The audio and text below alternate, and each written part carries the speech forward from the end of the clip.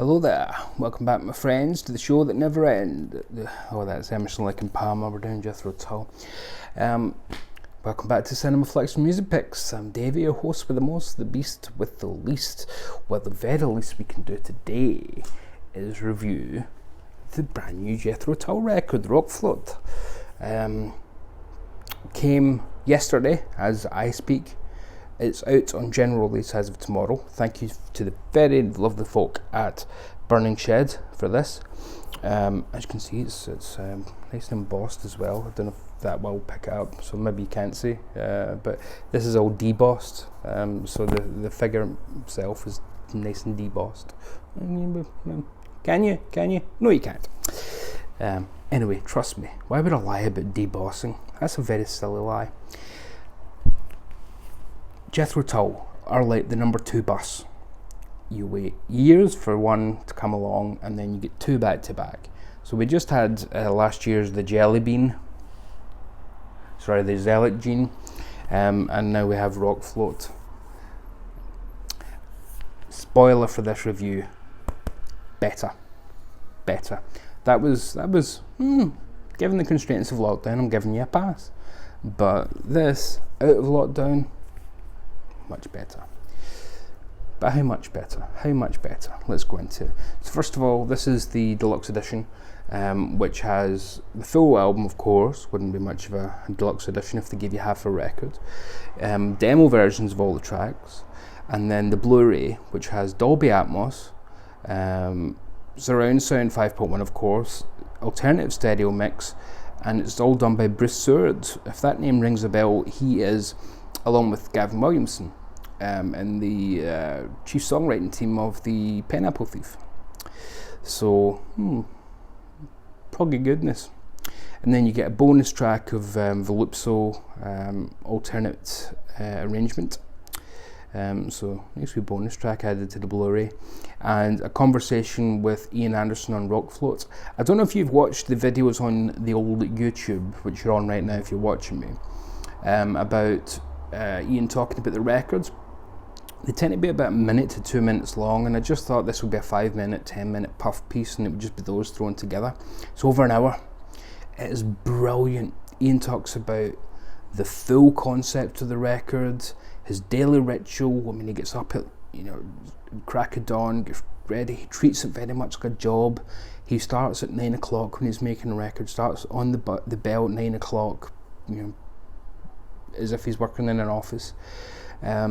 And just starts writing, and if things aren't coming to him, then he'll read a book about the subject matter that he's trying to get into, and in this case it's Norse mythology. The whole album is about Norse mythology, so we'd read more and more about it, but he would do that. He wouldn't just, I can't be bothered with that, I'll watch an episode of Doctor Who. No, he would, I'd love to watch Doctor Who, Ian Anderson, but he would read a book about Norse mythology. He would look at paintings of Norse mythology. He would read poetry of it, etc., etc. So he would still stay on task during the working day. So he's not someone who follows the muse at 4 o'clock in the morning and works for days and days and doesn't sleep, that kind of thing. Very regimented, very Ian Anderson. He is quite a straight-laced guy in that regard. Tull were never a band you thought of as Hellraisers. There's a wonderful foreword in this from Ian, where he goes into why he decided to do this and what the inspiration was. He goes into it in the documentary as well. But he is, as all the best people are, Scottish, of course. And being Scots, a lot of us are descended from Vikings, because the Vikings came over here and did their Viking stuff, raping and pillaging villagers. And names like Anderson are, to this day, very Scottish names, but also very Swedish names. There's a lot of Andersons with a double S in Sweden. So there's kind of 2 lineages of the Vikings. One's very Celtic and comes here. One's very Nordic and stays up in Scandinavia, but with a commonality, and that's why we have so many gingers in Scotland. Literally comes from the old Norse Viking types, although I'm not blessed with the ginger look myself. I'm I'm a rather dashing brunette. Sorry, Ian's not dashing anything anymore. He's lost the old Barnet. But he rocks it, doesn't he? He rocks the bald look. Looks badass there, doesn't he? So he goes into the notion of why he wanted to explore his tribe, as he calls it, to find out about his lineage, the DNA that he might have or might not. He did one of those DNA tests, but he wanted to explore it from a more poetic point of view rather than a scientific point of view as well, which great. And then he rather wonderfully also goes into, because it's Ian Anderson and he doesn't ever want to be seen to be, as with that album, he doesn't want to be seen to endorse religion, even though he likes to explore the themes of religion. He puts a whole passage in there about, by the way, I'm not advocating any of this religious stuff, worshipping any kind of deity. It just makes for a good concept record. So he's still very much the I don't know, I don't want to speak from a common atheist, but certainly he doesn't believe in the organised religion. He believes in some kind of belief system, but not of the organised religion itself. And that confused a lot of people because that was based on biblical passages on Zealot Gene, and this is based on the religious beliefs of the Norse folk. So every track on here is based on, apart from the first one and the last one, based on a character of Norse mythology and inspired by them. So you get Ginnungagap pronunciation. My fault is based on Ymir, the beginning being, the primeval being who created all. Odin inspired Allfather, which is track 3, the one-eyed father of Thor who sacrificed his eye in exchange for knowledge. Yeah. And then Frigg and Thor, Fenrir, Baldur, Loki, of course, Heimdall. Basically the whole Marvel universe of shit. So thank you to Hollywood for giving us a heads up on this in Marvel Comics. So yeah, you get a kind of track outline of who's this. The lineup this time, same as that one, but it's kind of made official now. Ian Anderson on all sorts of flutes, including Flute d'amour, the love flute. Insert your own joke here. David Goodyear on bass. John O'Hara on keyboards, piano and Hammond. Drums are by Scott Hammond. Now I'm assuming John O'Hara's not on him. We won't start that rumour, but Scott Hammond on him. Joe Parrish James on electric and acoustic guitars and mandolin. I'll tell you why I hate him in a minute. And special guest Unir Birna. The first and last track are actually spoken word and done by an Icelandic performance artist and violinist. Unir Birna, she's from Reykjavik, and here's a rather bizarre shot of Ian trying to figure out where he left his car keys, and what you get next is a little kind of interview with each member of the band, saying what the album means to them, the process they went through, and blah blah blah, and you're about to find out why I hate one of the members. Joe Parrish James, born in Aylesbury, 1995. Jethro Tull's guitar player was born in 1995. Doesn't it make you sick? I'm 10 years older than Jethro Tull's guitar player. Well, just as well you're talented, Joe. Just as well, son. He'd like to thank his father David. That could be his father David, for goodness sake. Nearly. And there's Unir Birna. Look at those rather beguiling eyes. And there's Ian. Slightly less beguiling, but absolutely terrifying nonetheless. In the documentary, Ian talks about the cover art and how it was inspired by his paving slabs in the garden. He would look at the rocks and things and think, I wonder where that came from. You think, well, probably just a mining quarry.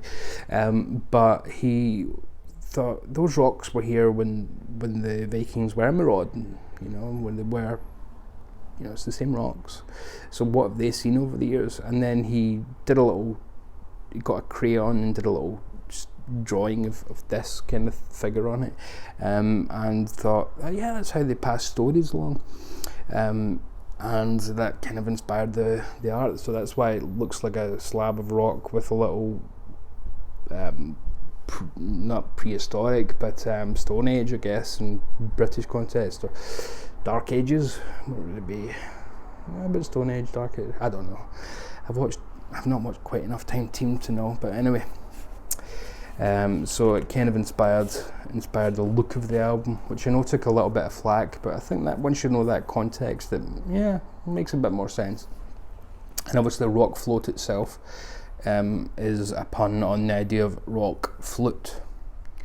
I don't think it's the best pun ever, but hey. And Ian was inspired by Ragnarok, which, as we know, is the end of all things, and to the Norse gods and whatnot, the Armageddon, if you like. And he thought Ragnarok, the idea of rock being in there, kind of inspired him and turned into a pun as well. So the rock, Ragnarok, RökFlöte, rock music. It made sense to him on a Sunday evening watching the Antiques Roadshow. You get full lyrics on this. Now, what happens here is I read about this on Wikipedia, right? To try and sound smarter than I, much smarter than I am, believe me. But what Ian does here is I'll remember this. Every set of lyrics is written like a lyric poem, right? So it's not written as an actual lyric, it's written more like a poem, so with the technical aspect of a poem, so you can assess it as such. The first stanzas are in iambic tetrameter. I think that's the one, because iambic pentameter is what Shakespeare wrote in, so these are in iambic tetrameter. Yes, I think I'm right. But then what Ian does here is it does that, right? So these are iambic tetrameter, and then he kind of translates them into modern parlance. So we will get a song about the feathered, or a poem about the feathered consorts, and then Ian's last two verses on it will be about a Parisian showgirl. It does that in quite a few places, where the perfect one, for example, he smiles, beguiles and occupies a perfect, placid, sacred space, enthralls all those who gaze, admire, and fascinated beg his grace. Well, that turns into Ken and Joe, Joe and Andy, Frank and George, Joe and Trav, fatal friends, fatal attraction, two a rough Adonis have. So he kind of translates it into more modern parlance, although I'd argue that using phrases like a rough Adonis don't translate to a terribly modern audience, but regardless. And here's some shots of the band at play. Again, I love you, Joe, but I hate you. It's 1995. Should still be in school. You get notes in the making of an album from Ian. You get preparation notes for the band. So, for example, on All Father, 4 seconds to 18 seconds, it's in 5/4 time, with the groove all in together. Flute plays the line starting in G. Keys all playing a line starting at B. And then from 18 to 25, the Vox verse. And then Git plays the guide flute line on the right. Keys harmonise with the line on the right. And then keys swap part. I don't think you'll read that more than once, to be honest. And then you get an interview with Bruce Swords, who's done the mixes for this album, but not the actual album itself, the bonus edition. Ian does most of the talking in the interview, even though he's interviewing Bruce. But I think that's a combination of Ian liking, like most of us do in Scotland, the sound of their own voice, and also Bruce not being quite, he's not the most chatty. So a lot of his responses are kind of one-line responses.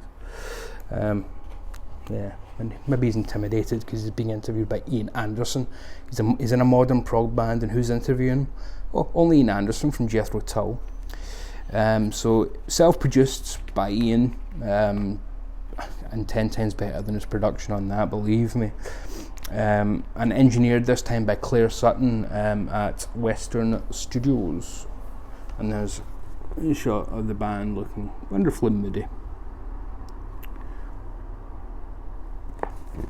And there we go. And for everybody in the world who's been moaning about Metallica this week and how they didn't include the track listing on the CD case. So you know the names of the songs. You just can't pronounce them. Now, music itself is, as I said, better than that. Much better than that. There's a cohesion.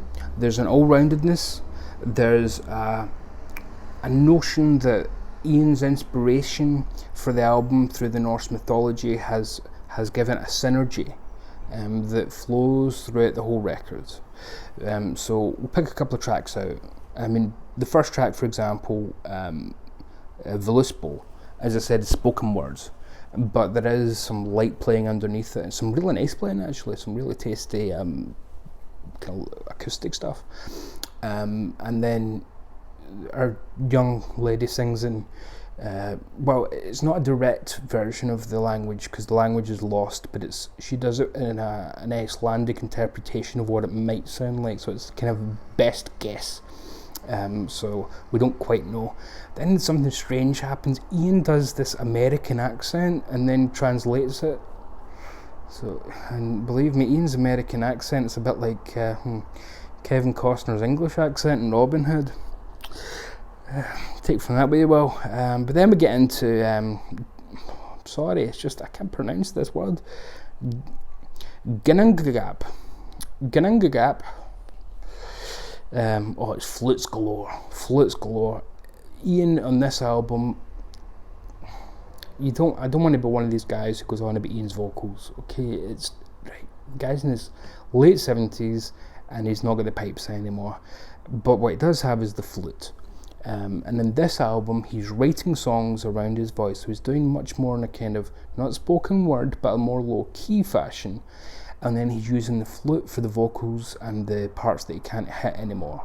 So the flute's doing a lot of percussive work, as it always has, but now it's also doing a lot of melodic work as well. And Ian's just become better with practice as well. There's some great parts where Ian will play a solo, Joe will play the same solo on guitar, and then John will play the same one on keys, and then they'll all play it together at the same time. It's just like, oh, this is so good, this is so proggy, this is so cool. But it's got a brilliant eerie opening. Gunagab, I'm going to keep saying it anyway, even if it's wrong. Jingunagab. Nah, it doesn't sound right. With this great melody, the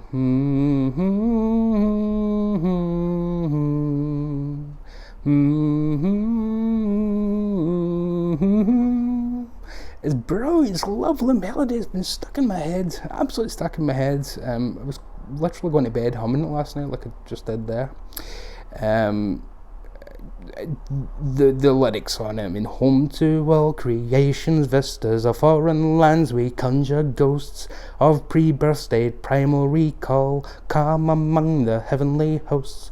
And that's kind of how Ian sings in this album, is this more, I don't want to say sea shanty style, but he's using his voice a little bit more percussively in that kind of sing-along style, because he knows that his voice isn't what it was in 1973.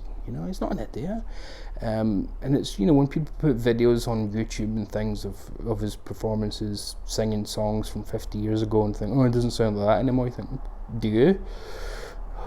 Crikey. Feathered Consort's absolutely lovely. The Perfect One and Cornucopia are the most laid-back things on the album. They are gorgeous, just very low-key, melodically beautiful.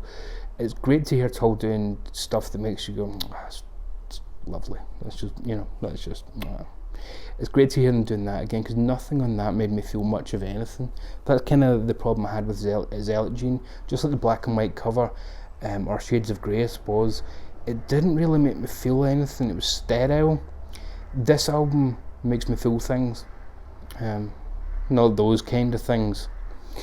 Hammer on Hammer is more brooding, still rocks out. There's some great guitar playing on it from Joe, and what he's doing is he's not just playing these great leads and these great sometimes a track you'll think this is a bit low tempo, and then Joe will come in with this really heavy rock riff verging on metal, but he's also playing these great fills, these wonderful licks all over the place. And him and John on the keys are in unison. So they're almost doing their own rhythm section thing at times, where they're playing in the pocket. It's so fantastic to listen to them playing off each other. Stage set for mortal battle, vulva prophecy fulfilled at Ragnarok, gory conclusion, drowning world to raise, rebuild. So a lot of that kind of stuff that we're going to think, I suppose we should try and rebuild. Wolf on Chain's cool. It's just cool. You're going to be like,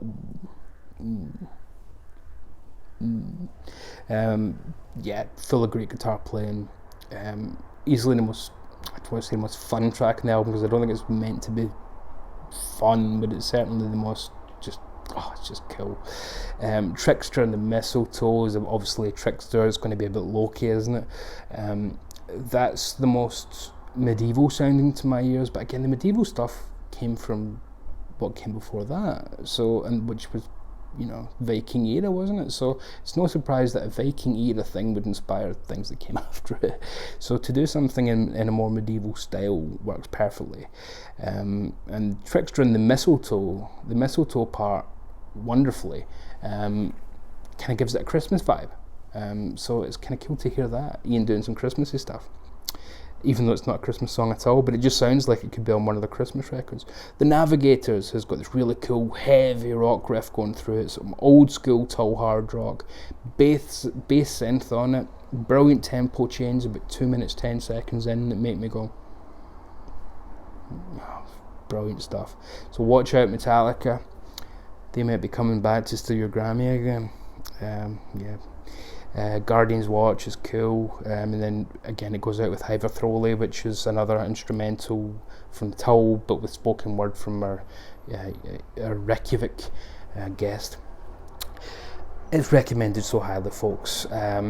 Is it going to be your favourite Tull album? No, it's just not. I'm not going to lie to you, it's not my favourite Tull record, it's not in my top 5, but it is their best record since Catfish, maybe? Catfish.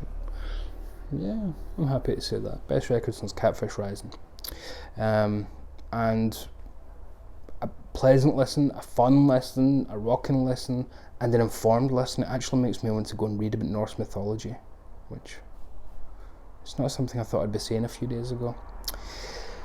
Anyway, I hope I'm not going to keep being longer. It's been 22 minutes, but it is quite a landmark release for some of the people who watch my channel, so better to go into a bit more detail.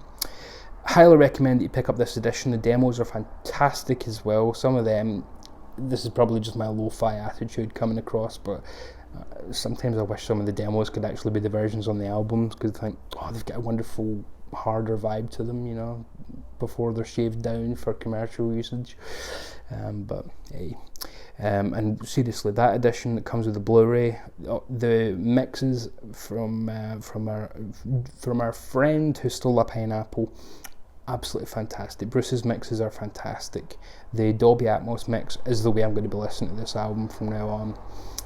Not to say that the album itself isn't good, that was the first one I listened to. There's not a bad sounding version of this, whereas there wasn't a great sounding version of anything on that. Yeah, it sounds fantastic. There's some very dated keys in places, but it sounds like it was an intentional choice. It doesn't sound like it was just dated because that was what they had during lockdown, like that did again. It sounds like an intentional choice because it fits in more with the themes of the album. And you might have noticed I've not used 2 words in this whole video, and that there are words being Martin and Bar.